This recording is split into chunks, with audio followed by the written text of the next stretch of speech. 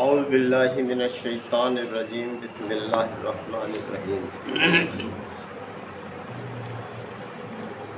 یا اہل الکتاب قد جاءکم رسولنا یبین لکم کثیرا مما کنتم تخفون من الکتاب ویعفو عن کثیر قد جاءکم من اللہ نور و کتاب مبین یہدی بہ اللہ من اتبع رضوانہ وسبل السلام ویخرجہم من الظلمات الی النور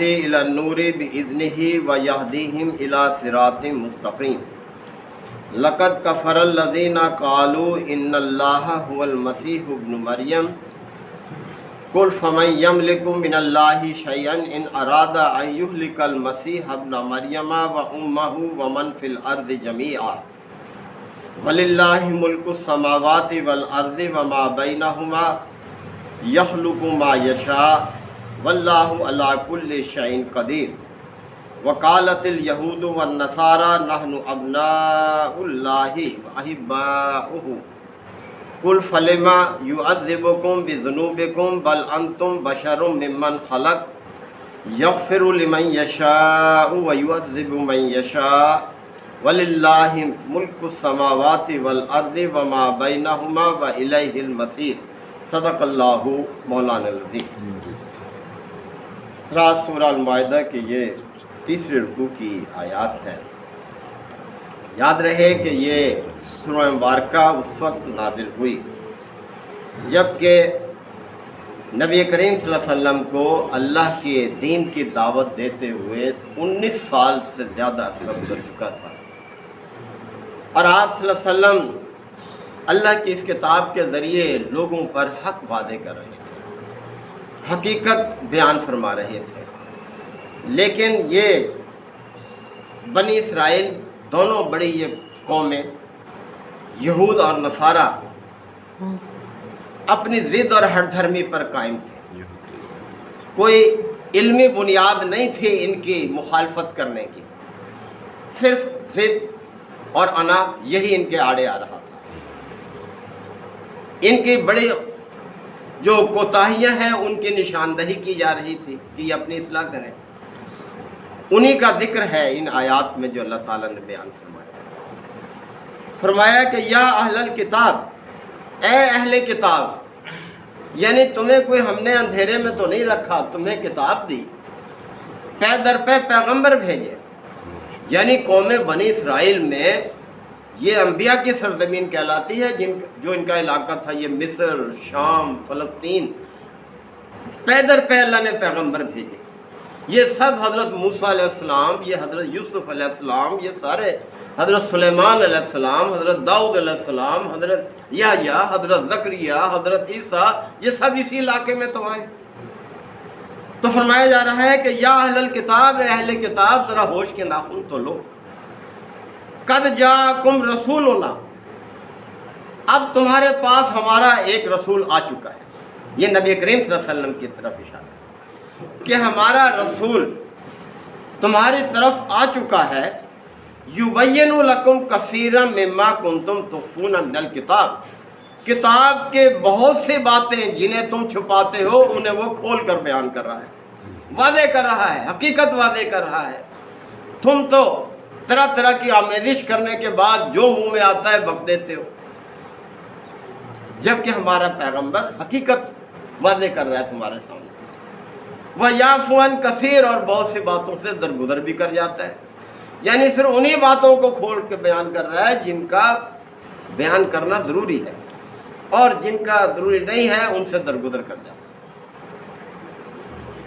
قَدْ جَاءَكُم مِّنَ اللَّهِ نُورٌ، تمہارے طرف اللہ کی طرف سے ایک روشنی آ گئی ہے، یعنی دین اسلام اللہ کی روشنی ہے، یہ کتاب اللہ کی روشنی ہے۔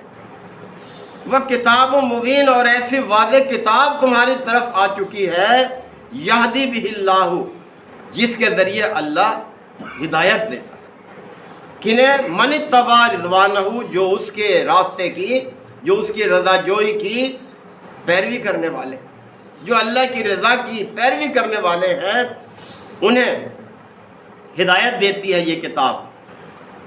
سبل السلام، اور سلامتی کا راستہ دکھاتی ہے، ایسا راستہ ہے جو سراپا سلامتی کا راستہ ہے۔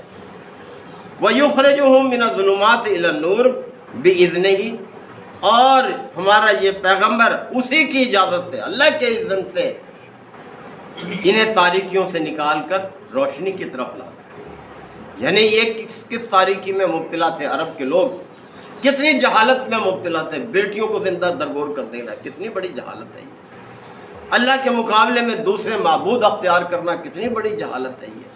خانہ کعبہ کو دیکھیں، اٹا پڑا تھا بتوں سے، 360 بت، اس طرح سے یعنی یہ پیغمبر ہمارا اللہ کے حکم سے تمہیں تاریکیوں سے روشنی کی طرف لا رہا ہے۔ یہ کتاب ہے جو تو ہدایت دینے والی ہے ان لوگوں کو جو اللہ کی رضا کے طلبگار ہیں، ان کو یہ ہدایت دیتی ہے۔ وَيَهْدِيهِمْ إِلَىٰ صِرَاطٍ مُسْتَقِيمٍ، اور یہ کتاب، یہ پیغمبر ان لوگوں کو صراط مستقیم کی راہ دکھلا رہا ہے کہ کتنی بھلائی کر رہا ہے، کتنا فائدہ کر رہا ہے، تمہاری قسمتیں سنوار رہا ہے، تمہارے لیے آخرت جو ہے اس کا سامان، اچھا سامان کر رہا ہے اس کتاب کے ذریعے، اور تم ہو کہ اپنی ضد پہ اڑے ہوئے ہو۔ لَقَدْ كَفَرَ الَّذِينَ قَالُوا، اب ان کا یہ قصور دیکھیں، یقیناً کفر کیا ان لوگوں نے جنہوں نے یہ کہا، کیا کہا؟ ان اللہ هو المسیح ابن مریم، کہ اللہ مسیح ابن مریم ہی اللہ ہے۔ کتنی بڑی یہ یعنی غلط بات ہے، کبھی بات ہے، آسمان گر پڑے اس کے اثر سے، اتنے یہ بات اللہ کو ناپسند ہے، یہ زمین پھٹ جائے، یہ پہاڑ ریزہ ریزہ ہو جائیں، کہ اللہ کا بیٹا کسی کو قرار دے دینا، کسی کو اللہ قرار دے دینا، کہ خدا بنا لینا کسی کو۔ تو فرمایا لقد کفر الذین، یقیناً کفر کیا ان لوگوں نے، قالو جنہوں نے یہ دعویٰ کیا، ان اللہ هو المسیح ابن مریم، کہ مسیح ابن مریم ہی خدا ہے۔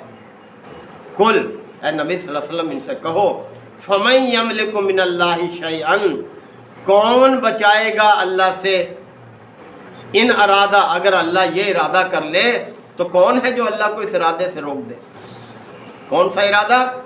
کہ ان یہلک المسیح ابن مریم، کہ وہ مسیح ابن مریم کو ہلاک کر دے، وَأُمَّهُ، اس کی ماں کو ہلاک کر دے، وَمَنْ فِي الْأَرْضِ جَمِيعًا، اور زمین میں جو بھی انسان ہے اگر ان سب کو بھی اللہ ہلاک کر دے تو کس میں یہ طاقت ہے کہ اللہ کو اس ارادے سے روک دے؟ یعنی وہ تو وہ ذات ہے۔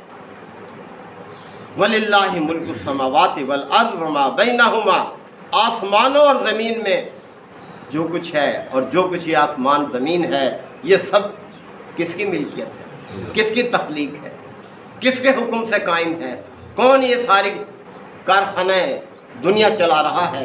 تو فرمایا وَلِلَّهِ مُلْكُ السَّمَاوَاتِ وَالْأَرْضِ، آسمانوں اور زمین کی فرما روائی، اس کی بادشاہت اور اس کے درمیان جو کچھ ہے سب اللہ کی ہے۔ کس کے حکم سے یہ سورج، کس کے حکم سے یہ چاند، کس کے حکم سے یہ دن رات، یہ سب تبدیلی ہے، اللہ ہی کی فرما روائی ہے۔ آسمانوں پر، زمینوں پر، اس کے درمیان موجود ہر چیز پر اللہ کی فرما روائی ہے۔ کبھی ہوا ایک رخ چلاتا ہے، کبھی دوسرے رخ چلا دیتا ہے، کبھی کہیں بارش برساتا ہے، کہیں خشک سالی رکھ دیتا ہے، کہیں پیداوار کو بکثرت پیدا کرتا ہے، کہیں قحط کی صورتحال کر دیتا ہے۔ کون ہے جو اس کو بدل دے؟ تو فرمایا کہ وَلِلَّهِ مُلْكُ السَّمَاوَاتِ وَالْأَرْضِ، آسمانوں اور زمین کی فرمانروائی بھی اسی کی ہے، اسی کی ملکیت ہے۔ وَمَا بَيْنَهُمَا، اور جو کچھ ان کے درمیان۔ یخلق ما یشاء، وہ جو چاہے پیدا کرے، یعنی یہ اس کا اختیار ہے، اس کی قدرت ہے، جو چاہے پیدا کرے۔ اگر مسیح ابن مریم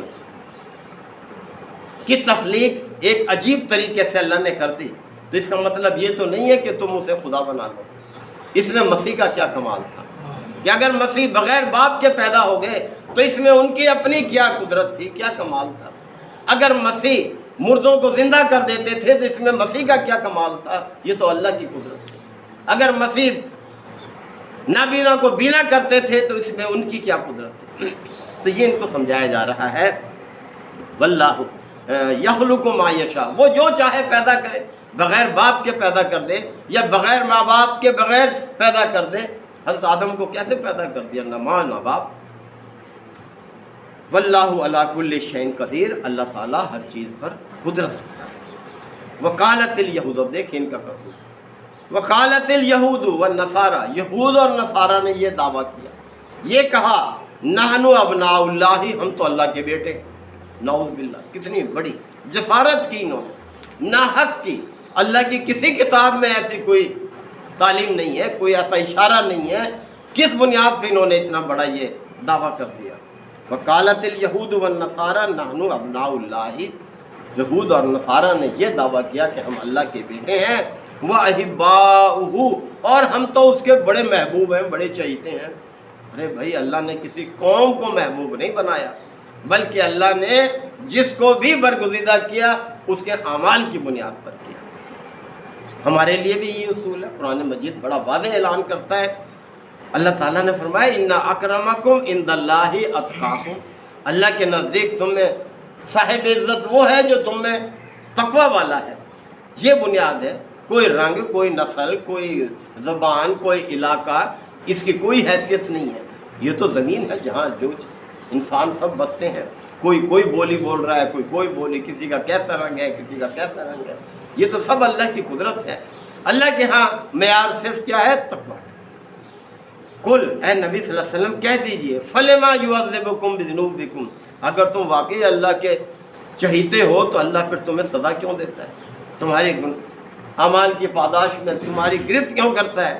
اللہ نے کتنی ان کو سزاؤں سے بھی دوچار کیا ہے، کس طرح سے ان کی شکلیں بدل دی، ان کو بندر بنا دیے، ان کو یعنی کس طرح سے اللہ نے ان کو عذاب سے دوچار کیا۔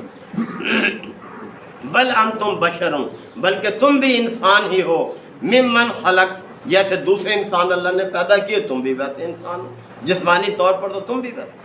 یغفر لمن یشاء یعذب من یشاء، وہ جسے چاہے معاف کر دے اور جسے چاہے عذاب سے دوچار کر دے، یہ اس کا اختیار ہے، اس میں کوئی دخل نہیں دے سکتا۔ وَلِلَّهِ مُلْكُ السَّمَاوَاتِ وَالْأَرْضِ وَمَا بَيْنَهُمَا، پھر اللہ تعالیٰ نے اپنی اس حقیقت کو دہرایا کہ آسمان اور زمین سب اللہ کے لیے ہے، اور جو کچھ اس کے درمیان ہے سب اللہ کی ملکیت ہے، اللہ کی فرمانروائی کے تحت ہے۔